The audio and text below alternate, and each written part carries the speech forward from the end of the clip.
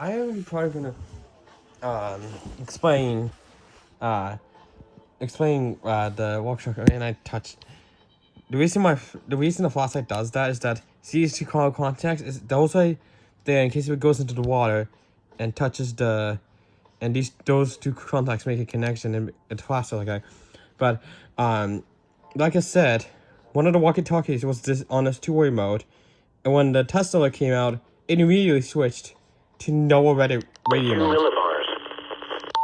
So how did that happen? Well, do you see this cloud icon? So if I go to the menu, this might not be here.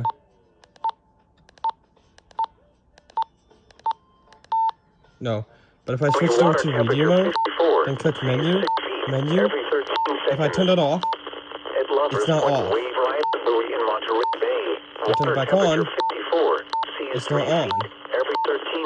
So this one here, what this does is that it monitors whatever channel you have it set to, and it detects if there's an emergency alert being sent out to walkie-talkies. Now, when this happens, it overrides the timeout function on these, because these timeout and switch back to two-way mode, radio mode. But when the test alert comes out, it overrides it, and doesn't switch until the test alert stops. So when the walkie-talkie was in this mode here, and the little test alert came out, it immediately switched over to radio mode as soon as it detected it, and I heard the EES alert come out of the speaker here. The marine forecast for San Pablo Bay. That was one of the tests, one of my walkie-talkies, to that test alert tone to see if they will switch. I already have one of these set to radio mode already, so that went off first actually. Then the one that was in two-way mode went off later.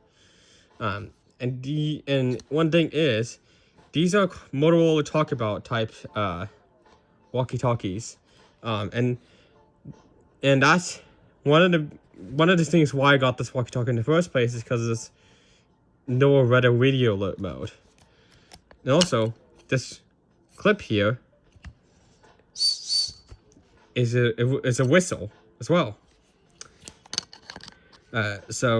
And this gives you access to the battery. So the batteries that came with this are rechargeable, and I charged them out using the Type-C port here. If I take this out, see right there. Now I've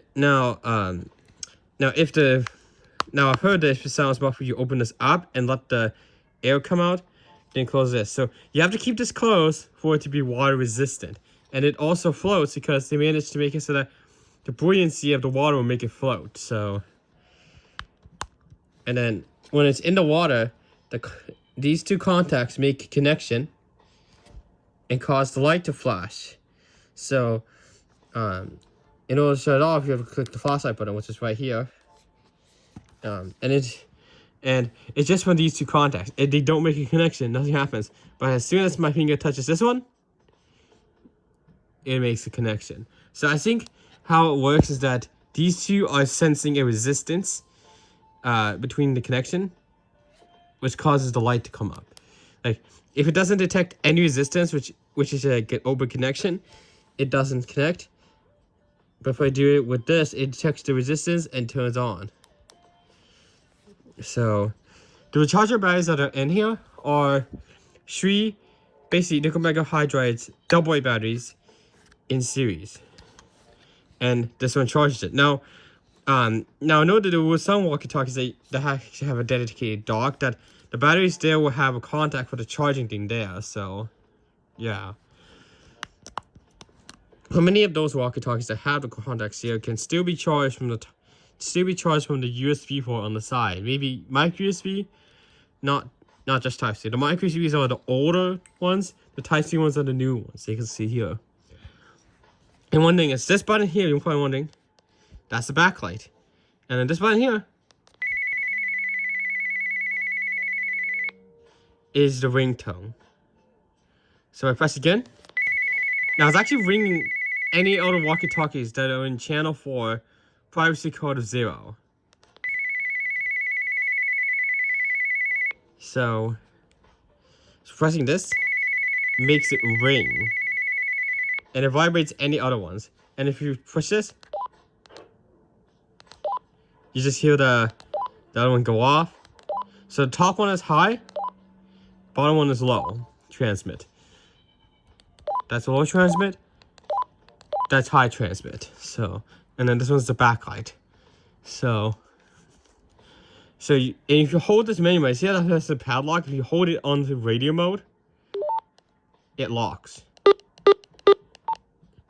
Okay, so you can still adjust the volume, and you can still do the backlight, and still do the ringtone, but the mode button's locked out.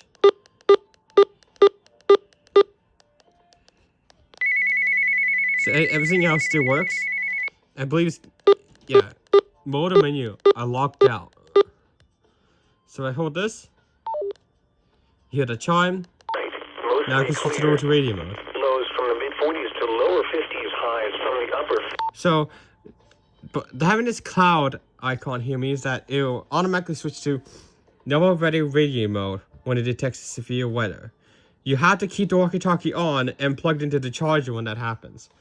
Which is why there's one in that basket that's plugged into the charger, and I made sure to get a good signal of NOAA's weather radio signal, so that way, that way I could hear the NOAA test alert.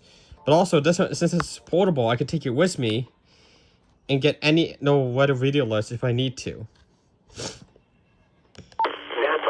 78 and 51. It's saying Napa right now, but as you can see, it works. These are the 8 a.m. Pacific. But here's the thing.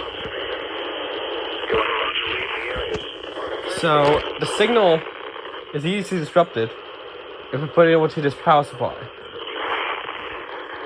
And that's because it's high voltage going through there. See?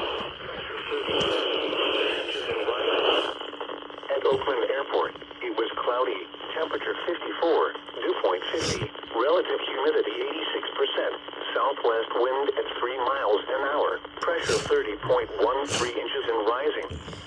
Yeah, and depending on which channel you do, Dew point 49, relative humidity set, calm. depends on what signal you're gonna get a good signal to.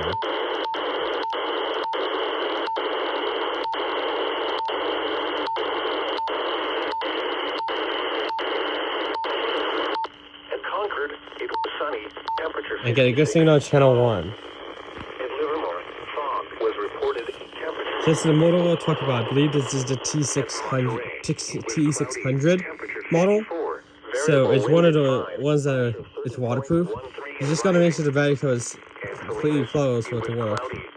Whoa! Did the lights just flicker? Southeast Okay, I'm ending the video now.